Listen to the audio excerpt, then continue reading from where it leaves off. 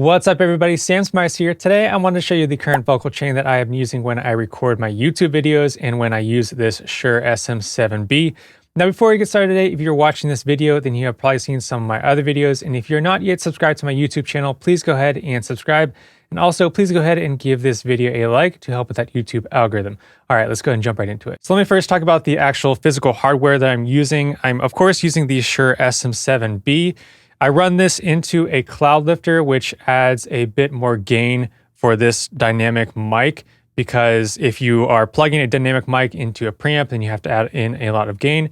And so what a Cloudlifter does is it allows you to use phantom power to power your dynamic mic, and then this gives you a bit more boost in gain, so you don't have to pump up and drive up the gain on your actual preamp. Luckily for me, I have a pretty good preamp, so I probably didn't really even need to use the Cloudlifter, but I bought the Cloudlifter, so I'm using it. And I did a test with the Cloudlifter and also with my preamp without the Cloudlifter. I didn't notice too much of a difference. One thing I didn't realize when I bought the Cloudlifter is that I have to use that phantom power, but that's not like a big deal or anything. I just didn't realize that I had to do that with a dynamic microphone.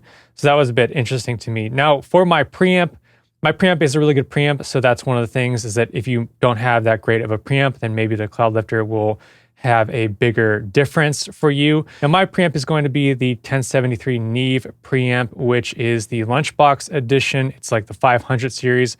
So I just have a single channel 1073 preamp, and I have that because if I want to record vocals, then that's a good preamp to have. And so I just use it all the time now for when I record YouTube videos, because I already had it because I bought it for when I was recording a lot of vocals. And then I plug in the 1073 into a Focusrite Scarlett 2i4. And this is an audio interface that I have had for about 20 years or so. It has lasted for a while and it's been pretty great. So it's really just served me for what I need. And I know it's not like one of the greatest and best little audio interfaces, but it really just gets the job done. And to record the audio, I just use ScreenFlow, which is the program that I use to screen record all of my videos. And I can also record the audio into that program. Then I'll export the audio from ScreenFlow and then put the audio file into Ableton, and then I'll start adding in all of my effects. So let me just play you the audio from the last YouTube video that I did, which was about some bass house leads. And I'll just play you the dry signal. I want to show you how to make these three sounds because they're pretty awesome. And these are bass house leads, or maybe basses. Some people call them basses. So that's the dry signal that I'm getting from the SM7B into the 1073 into the Focusrite. And you can tell it's really clean already. So there's not too much that I need to really do to it as far as like removing background noise. And I also record in my bedroom, and I have some like carpeting on the walls to help reduce echoes. So that really helps with the background noise. But let me just show you what I've got in my chain. Let's go ahead and just turn it on, and I'll go through these one by one. So let me just go ahead and turn off all of these plugins. Now the first thing that I add on is the RX7 mouth declick. And this is going to help reduce little mouth smacks, lip smacks, or tongue clicks, or little saliva noises that you'll hear when people are talking. And especially for what I am doing, I'm talking pretty close to the mic, so you're going to be able to hear those as I add on more compression and some limiting to the vocals. So this just really helps clean up those little smack noises, or those click noises. Let me go ahead and just play the section where you can hear when I say leads that there is a bit of a click. Leads, or maybe bass house leads, or maybe basses. Bass house leads, or maybe basses. Some people call it. So you can hear a bit of saliva noise when I say leads, and when I turn this on. Awesome. And these are bass house leads, or maybe basses. Some people, it takes a lot of it away. And what I like to do is add on another one after that. So the first mouthy click removes a lot of the clicks, and then the second one just helps clean up any of the clicks that the first one didn't catch. Now the thing is, if you are using these audio repair plugins, they're pretty CPU intensive. So if this is causing your session to kind of slow down, then I would put on these mouth to click plugins and then go ahead and bounce down the audio after you put these on. And I really just think they're pretty easy to use. You can just adjust the sensitivity and the click widening and the frequency skew. Those are the only options. So you can really just dial in and try to figure out which options work best for your vocals. Next, to remove any background noise, I like to use the NS1, and I've got this at a really low setting because there really isn't too much background noise, but I just wanted to try to remove any kind of hissing or if there's any AC running. I do run my AC sometimes, and because I'm talking pretty close to the mic, you can't really hear it too much, but this just helps reduce that a tiny bit. So let me just play a section where there's some background noise. So you can hear like a little bit of hissing, but if I just like turn this on, I mean, that's pretty quiet there, and I was just playing the audio recording, that background noise. So after the NS1, then I'll add on a gate, and I have been using the StandardGATE by SIR Audio Tools. They actually gave me this to test out, and I've been liking it so far, and I've been using it on my vocal chain. So basically, with the gate, you set the threshold when you want it to open, and then when the level of audio drops below that threshold, then it will basically push all of the audio down so that it gets quieter. So basically, when I take breaths, things where I'm not talking, just like when there's no audio, like no voice in there, it'll just kind of cut out the audio essentially. But I didn't want it to chop out my breaths completely. So you have this little option where you can set the range. So instead of it being like infinity, then I have it at negative 18 dB. So what it does is it just makes the breaths a little bit quieter, and that helps it feel a bit more natural, because sometimes if you have this range at like negative infinity or something like 100 dB, then it can sound a bit choppy when the gate is actually turning on and off. So let me give you an example. Here you can see there's a little breath, and if I have the standard gate on, I want to show you how to make these three. There you can see the breath, little waveform there, but you can't hear it because I have the gate on. So if I turn the gate off, then you can hear the breath there. So then you just basically adjust the threshold and adjust the range to whatever level your audio is to try and get the right settings. And so that is the gate that I use. After the gates, then I add on some compression, and I'm doing 2 compressors in series. So just 4:1 ratio, knocking off about 3 dB with the first compressor. I want to show you how to make these 3 sounds because they're pretty awesome, and these are bass house leads, or maybe basses. So here with the Pro C, you can see I'm doing about -2 or -3 dB that I'm knocking off. I'm adding some gain back, and then I'll add on the second compressor.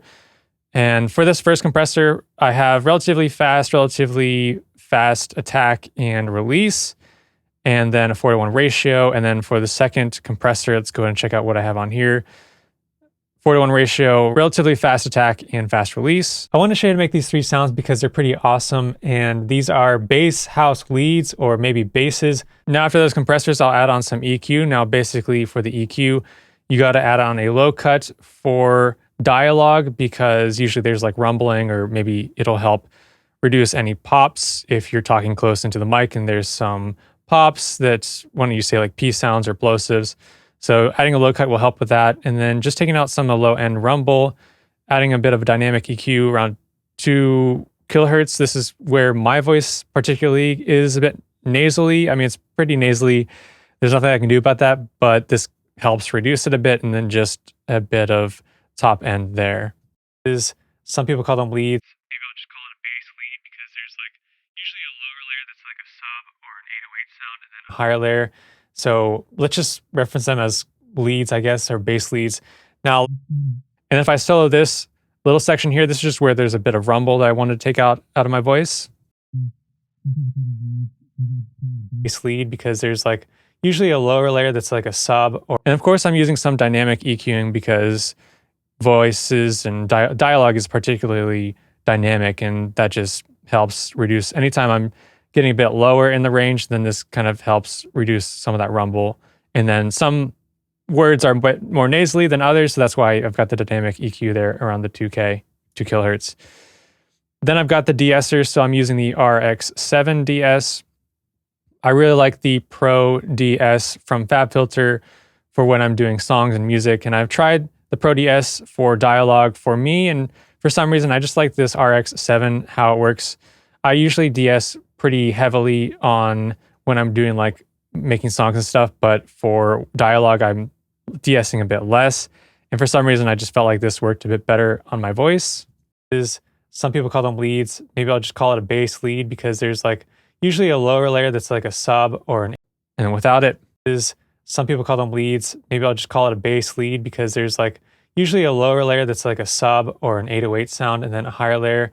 So, and then after the de-esser, then I just use a limiter and basically I set a ceiling at -1 dB because I don't want it to be at 0 dB. I don't want this dialogue to be like limited as if I were limiting it for making something for like the radio where you need it to be basically clipping at 0 dB.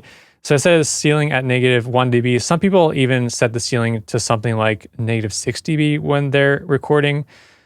I mean, I just felt like this worked for me, and then I just set the threshold to raise up the level. Some people call them leads. Maybe I'll just call it a bass lead because there's like usually a lower layer that's like a sub or an 808 sound and then a higher layer.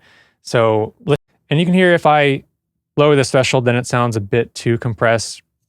This was basically just the level that I felt like worked the best for how loud these are. I mean, I usually just go through every time that I record and just adjust this threshold slightly. And then you've got your different modes here, so you can just select the mode that you want to use. This is kind of like the most modern mode, I believe, for the Ozone maximizer. So that is essentially the whole chain. Let's go ahead and just play it without the chain. I want to add on this utility plugin just to add some gain so it's not super quiet. I want to show you how to make these 3 sounds because they're pretty awesome, and these are bass house leads or maybe, and now let's go ahead and add the chain on. I want to show you how to make these 3 sounds because they're pretty awesome, and these are bass house leads or maybe basses. Some people call them basses, some people call them leads. So that's the vocal chain for when I record my YouTube videos. I wanted to show you this breakdown because some people have asked me what I've been doing when I'm recording. So hopefully that helps if you had a question or if you wanted to record your own YouTube videos and get the dialogue sounding good, then this is going to be a good chain for you. If you enjoyed this video, please go ahead and give it a like, and also please subscribe to my channel if you are not yet subscribed. And if you'd like to check out any of my serum preset packs, I'll put links down below for those as well. Thank you so much for watching. I'll see you next time.